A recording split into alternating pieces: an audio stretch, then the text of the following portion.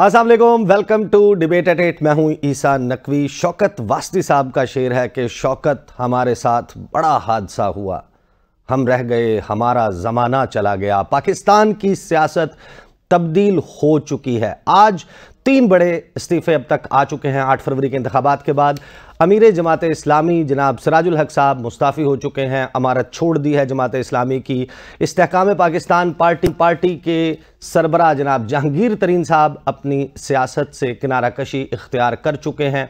इंतखाबात में नाकामी और बदतरीन नाकामी पर ये 2 इस्तीफे आए। और इसी तरीके से ANP के रहनुमा अमीर हैदर होती जो हैं उन्होंने भी पार्टी ओहदे से इस्तीफ़ा दे दिया। इंतखाबात में नाकामी पाकिस्तान की सियासत अंगड़ाई ले नहीं रही बल्कि ले चुकी है। पाकिस्तान तब्दील हो चुका है। इस जदीद दौर के तकाजे कौन पूरे कर सकता है, कौन पाकिस्तान के नौजवान तबके को अट्रैक्ट कर सकता है। बुजुर्ग सियासतदान, उनकी सियासत का जादू नहीं चल पाया।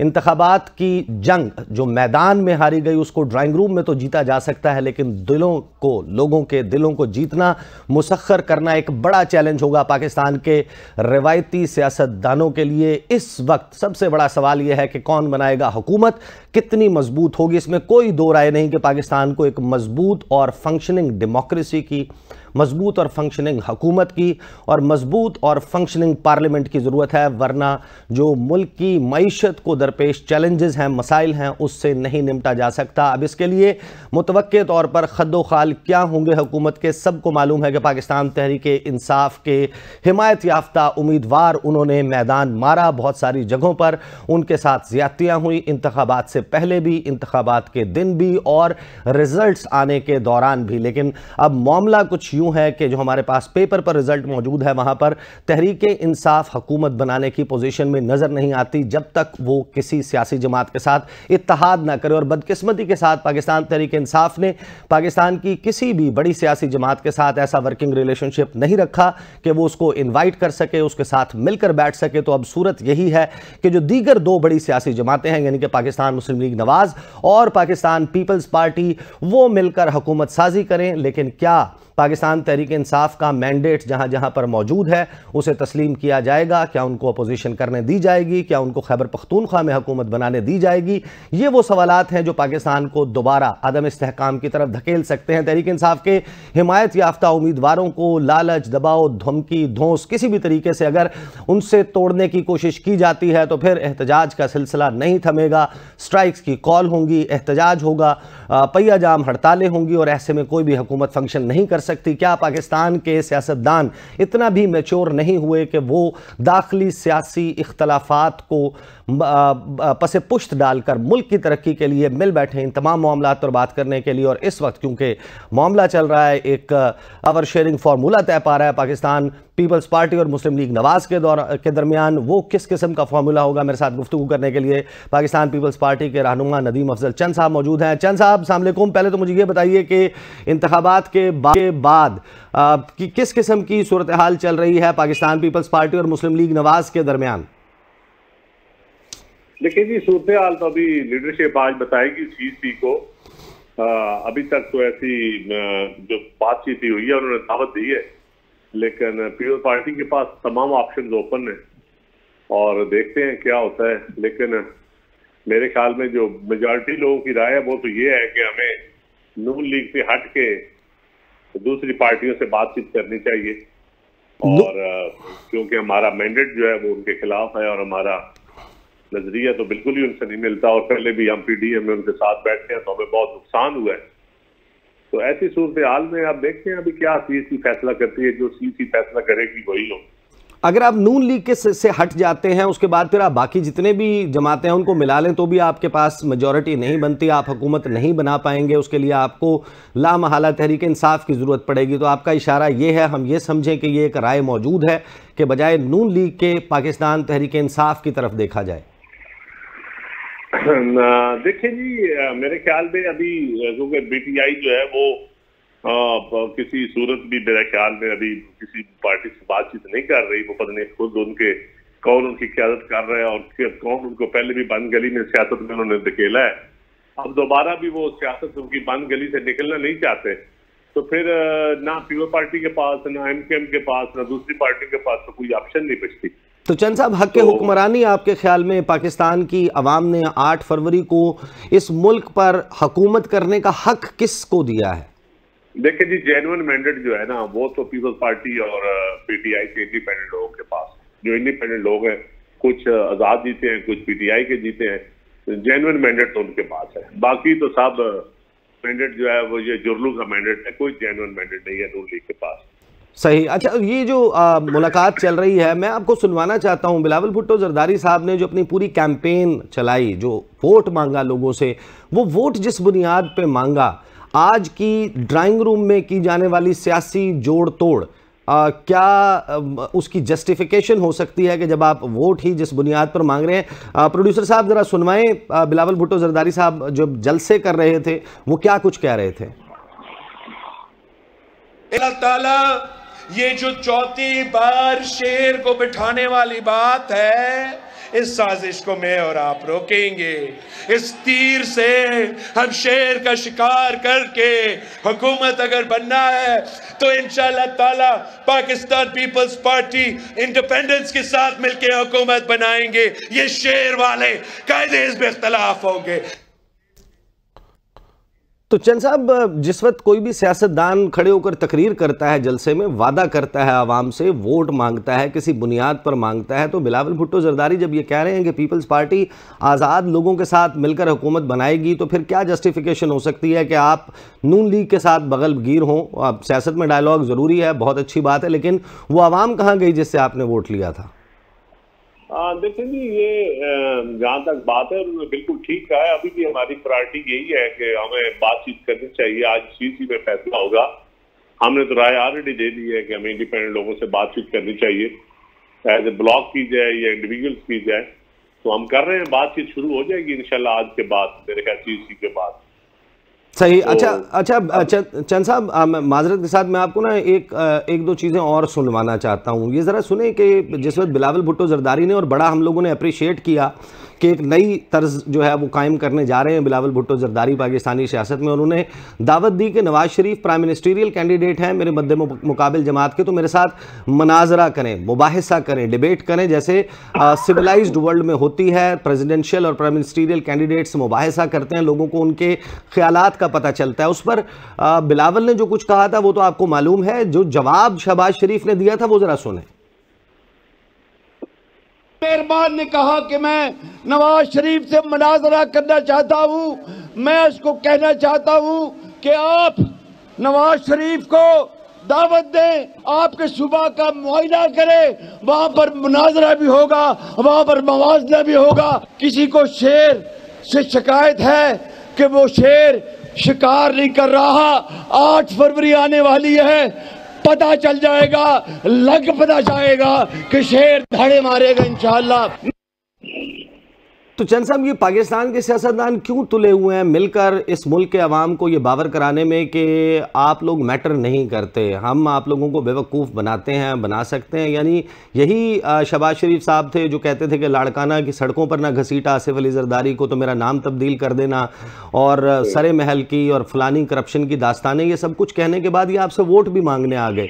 और मैं हैरान हूँ कि जिस मोहब्बत, जिस प्यार के साथ बिलावल ने इनको रिसीव किया और शहबाज शरीफ साहब ने इनसे मुलाकात की, कैसे ये सब कुछ कैसे कर लेते हैं सियासतदान? देखें जी, सियासत की बातें तो होती रहती हैं और सियासत में बड़ी बड़ी चीज होती रहती है, लेकिन असल चीज देखना ये है कि हम लोग करते क्या हैं। आज वैसे मुझे जी आप कंटिन्यू करें। वैसे मुझे आज नदीम अफजल चंद जैसा दबंग सियासतदान जो लगी लिपटी नहीं रखता, बात कह देता है जो आ रही होती है दिल में, वो आज थोड़ा सा गुरेज है। नहीं, मैं इसलिए कर रहा हूँ ईसा साहब भाई, एक तो मैं सफर में हूँ, अभी मैं मीटिंग में जा रहा हूँ, दूसरा अभी चीजें फाइनलाइज नहीं हुई।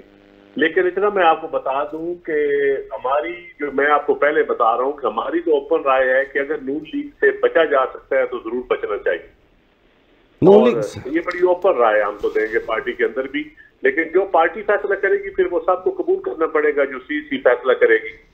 अच्छा, एक फार्मूला सामने आया है, ये बात चल रही है कि जो गुफ्तगू हुई है इब्तदाई, उसमें सदर पीपल्स पार्टी का, वज़ीर आज़म मुस्लिम लीग नवाज़ का, पहले 3 साल के लिए नवाज लीग का वज़ीर आज़म, अगले 2 साल के लिए बिलावल भुट्टो ज़रदारी। अगले 2 साल मिलते हैं या नहीं, एक अलहदा सवाल है। स्पीकर कंटिन्यू करे कौमी असम्बली में पीपल्स पार्टी का, सेनेट के इंतखाबात हो रहे हैं, सेनेट का चेयरमैन भी पीपल्स पार्टी को दे दिया जाए, पंजाब मुकम्मल तौर पर मुस्लिम लीग नून अपने पास रखे, और उसके बाद गवर्नर्स और मिनिस्ट्रीज़, ओहदे और एक लंबी चौड़ी काबीना, वही यानी कि सूरत हाल जो पीडीएम में थी, पीडीएम 2.0, पीडीएम सीज़न 2। क्या ये काबिल अमल फार्मूला है? मुल्क को एक मजबूत हुकूमत की ज़रूरत है, दोबारा से उसी तरीके से एक जोड़ेंगे जिनके पास ऑब्वियसली मैंडेट के ऊपर भी क्वेश्चन मार्क मौजूद है? कैसे मेरे ख्याल में देखेंगे मजबूत हुकूमत, ईसा भाई मजबूत हुकूमत इस वक्त पीटीआई जो है अगर वो होश के नातन ले और वो किसी पॉलिटिकल पार्टी से डायलॉग करे, अगर नून से करना चाहती है तो नून से करे, नहीं तो पीपल्स पार्टी से करे, नहीं तो सारी जमातों से करे, और बैठ के एक मजबूत हुकूमत बन सकती है। लेकिन अगर जो पीटीआई के लोग हैं अगर वही बातचीत ना करना चाहें किसी से और सामने और बात करें पीछे, तो फिर गलत। इसीलिए सियासत जो है ना वो फिर सियासत में चीजें कमजोरी होती है, कंप्रोमाइज करने पड़ते हैं कि जब आपके पास वाज़ेह मेजॉरिटी ना हो, जब क्लियर मैंडेट ना हो, तो फिर मैनिफेस्टो पर भी अमल नहीं हो सकता, जिस तरह बिलावल साहब ने कहा है। तो मेरे ख्याल में अभी जो है ना आप 1-2 दिन सब्र करें, चीजें काफी चेंज होगी और वाज़ेह हो जाएंगी चीजें। अच्छा सही, अभी ये मफरूजे हैं, कोई ऐसी बात नहीं है 2.5 साल बाद रही है, ये अभी ऐसा कैसी कोई बात सामने नहीं आई। अच्छा चंद साहब, जो बिलावल भुट्टो ज़रदारी साहब की कैंपेन थी, हमने देखा कि वो बाकायदा आवाम की जो पल्स है उसको टच करते हुए नज़र आ रहे थे। सिंध को उन्होंने फोकस नहीं रखा, उनको शायद कॉन्फिडेंस था कि सिंध तो हम किसी भी सूरत लूज़ नहीं करेंगे। पंजाब और खैबर पख्तूनख्वा पर फोकस था, स्टार्ट में खैबर पख्तूनख्वा और फिर बाद में तमाम फोकस पंजाब में शिफ्ट हो गया। पीपल्स पार्टी पंजाब से जिस तरह ख़त्म हुई वो सबको मालूम है। आज पीपल्स पार्टी कम बैक करने की भरपूर कोशिश कर रही थी। आप लोगों ने एंटी नमाज वोट है उसको अट्रैक्ट करने की कोशिश की, लेकिन क्यों लोगों के जहन में अभी तक आप, और आज दोबारा अपने कंडक्ट से बता रहे हैं, लोगों के जहन में आप ये नहीं डाल सके कि आप वाकई ही एक ऐसी सियासत कर रहे हैं कि जिसमें आप नून लीग को समझते हैं कि वो आवाम की भलाई, ये जो लेकिन जो है ना बड़े 17-18 साल बाद लीडरशिप वर्करों के दरमियान गई है, लीडरशिप ने जलसे किए हैं। बीबी की शहादत के बाद आप देख लेना कितना गैप आ गया था। उससे पहले भी बीबी एग्जाइल में रही है, तो कोई लीडरशिप तो पीपल्स पार्टी की थी नहीं जो पब्लिक के पास जा रही थी। जरदारी साहब थे, वो प्रेसिडेंट थे। तो अब सूरत हाल ये है कि इस वक्त जो हालात हैं, लीडरशिप जब आई है वर्करों के दरमियान, तो आप देख लें कि आप वोट भी देख लें, वोट भी मिला है लोगों को, पीपल्स पार्टी का वोट हालांकि चुराया भी गया है, क्योंकि पंजाब में पीपल्स पार्टी को तो स्पेस ही नहीं दी जाती। आप मेरा इलेक्शन देख लें और कैरा साहब का देख लें और सलीम हैदर का देख लें, पीपल्स पार्टी को तो स्पेस दी नहीं जाती, और इसलिए नहीं दी जाती कि ये कम बैक न कर जाए पंजाब में, क्योंकि ये जेन्युइन पार्टी है और ये अगर कम बैक करेगी तो फिर ये इसका वो हिसाब तो नहीं होगा ना।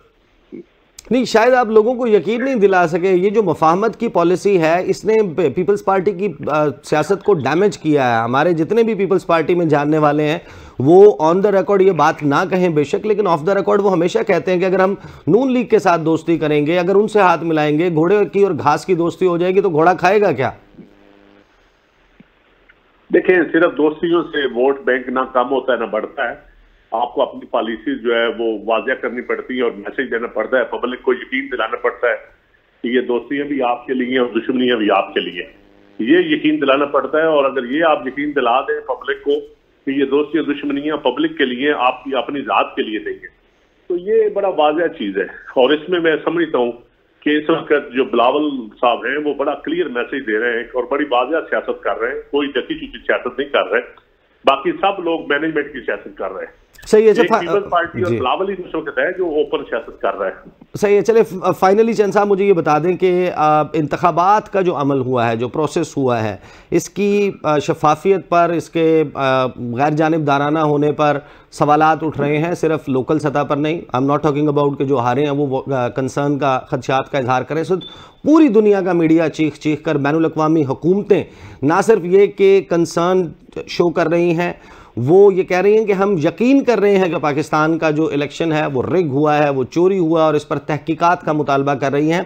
पाकिस्तान पीपल्स पार्टी ने सिंध के हवाले से तो कोई ऐसा एतराज़ नहीं किया, पंजाब के हवाले से भी कोई ऐसी गुफ्तगू मेन लीडरशिप की तरफ से नहीं आई। आप क्या समझते हैं कि ये इंतखाबात जो हैं वो साफ, शफाफ, गैर जानिबदाराना थे? नहीं, बिल्कुल जी शफाफ नहीं थे इंतखाबात, बिल्कुल। जो फिर पंजाब में तो बिल्कुल ही शफाफ नहीं, आप 10% भी इनको शफाफ नहीं कह सकते। प्री पोल रिगिंग भी दर्ज की हुई है, जितनी मैनेजमेंट कर सकते थे, पॉलिटिकल इंजीनियरिंग कर सकते थे वो भी की है, पोल डे के ऊपर भी हुई है, आफ्टर पोल भी हुई है। सही। अच्छा, तो क्या ऐसी रिगिंग के नतीजे में, धांधली के नतीजे में कायम होने वाली हुकूमत, उसके पास वो मॉरल अथॉरिटी होगी? क्या लोग उसकी बात सुनेंगे, सब्र करेंगे? ये डिपेंड करता है पॉलिटिकल पार्टीज कितना इस नताइज को तस्लीम करती है, उसके बाद ये जवाब हम दे सकते हैं, या मैं तो नहीं इसका जवाब दे सकते। तो क्या इसके लिए कोई एफर्ट होने की जरूरत नहीं है? और दूसरा मुझे ये बता दें कि बिलावल ने अपनी कैंपेन के दौरान बार बार एक बात कही थी, जिसको बहुत सारे लोगों ने अप्रिशिएट किया, कि अगर मेरी हुकूमत आएगी, मुझे वोट दें, तो कोई सियासी कैदी नहीं होगा, माओं को, बहनों को कोई कैद में नहीं डालेगा। ये जो उन्होंने बातें की थी, अब आप हुकूमत में आ जाते हैं क्योंकि आप मजबूरी हैं। हमें ये पता है कि हुकूमत कोई भी बनाए, पीपल्स पार्टी के बगैर नहीं बन सकती, ना नून लीग बना सकती है, ना पीटीआई बना सकती है। तो जो आपका मंशूर है ओवरऑल, जो 10 पॉइंट्स थे और ये वाली गुफ्तगू जो जलसों में करते रहे, क्या इसके ऊपर कॉम्प्रोमाइज कर लेंगे बिलावल भुट्टो जरदारी सिर्फ इक्तदार की खातिर, या यकीनी बनाएंगे? मैं नहीं समझता कि बिलावल कॉम्प्रोमाइज करेंगे, मैं नहीं समझता, और इंशाल्लाह अपने मंशूर पे अमल करेगा, अपनी तकरीरों पे भी अमल करेगा। चलें, बहुत बहुत शुक्रिया नदीम अफजल चंद। ये तो अब वक्त की बात है कि किस तरीके से पाकिस्तान पीपल्स पार्टी ये सब कुछ करती है, लेकिन इस इलेक्शन के दौरान हमने देखा कि क्या कुछ हुआ। पाकिस्तान के ये इलेक्शंस, इसमें बहुत बड़ा सरप्राइज़ था मुस्लिम लीग नवाज़ के लिए। नवाज़ शरीफ जो आपने देखा कि जलसों में जा रहे थे, और वो जहाँ पर जाते थे वो इतना पुरयकीन थे कि हम इलेक्शंस जो हैं वो ना सिर्फ जीतने जा रहे हैं बल्कि एब्सोल्यूट मेजॉरिटी हासिल करने जा रहे हैं। एक के बाद एक जलसा, कहीं पर नवाज़ शरीफ जो है वो एयरपोर्ट बनाने का ऐलान कर रहे थे, कहीं पर मोटरवे बनाने का, और फैसलाबाद में तो उन्होंने, उनका कॉन्फिडेंस इस कदर नज़र आया कि उन्होंने कहा कि मंगो किनिया मोटरवे मंग दो, तुम्हारे राइट से मोटरवे गुजर रही है, लेफ्ट से मोटरवे गुजर रही है, तुम्हारे आगे पीछे से मोटरवे गुजारूंगा। ये शहबाज शरीफ आपको ऑरेंज ट्रेन के ऊपर टरखा देते हैं, तुम बताओ कि तुम्हें क्या चाहिए। हर जगह ये सब कुछ करते रहे, और फिर 8 फरवरी की रात जब नताइज आना शुरू हुए तो सबने देखा कि यासो हसरत की तस्वीर बने हुए थे, आंखों में मायूसी थी, और नून लीग का इलेक्शन सेल अचानक एक उजड़े चमन का मंजर पेश कर रहा था।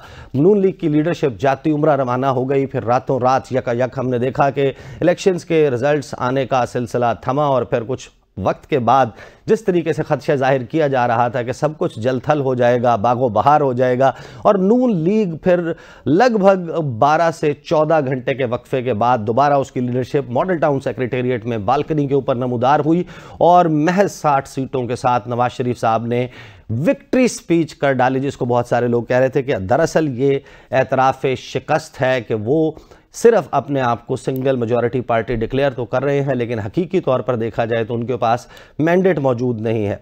अब इसमें जो पाकिस्तान मुस्लिम लीग नवाज़ के साथ हुआ है, ये वो वक्त है जिस वक्त मुख्तलिफ आरा आ रही हैं, कुछ इंतहाई अहम तफसीलात हैं कि नून लीग के इजलासों में क्या कुछ चल रहा है, मियाँ साहब के एहसासात और महसूसात क्या हैं, आगे की पॉलिसी क्या होगी, और पाकिस्तान तहरीक इंसाफ की हिकमत अमली क्या होने जा रही है। नेक्स्ट सेगमेंट में हमें पाकिस्तान तहरीक इंसाफ इस्लामाबाद से इलेक्शन लड़ने वाले बैरिस्टर अली बुखारी साहब ज्वाइन करेंगे, लीगल टीम का भी हिस्सा हैं वो।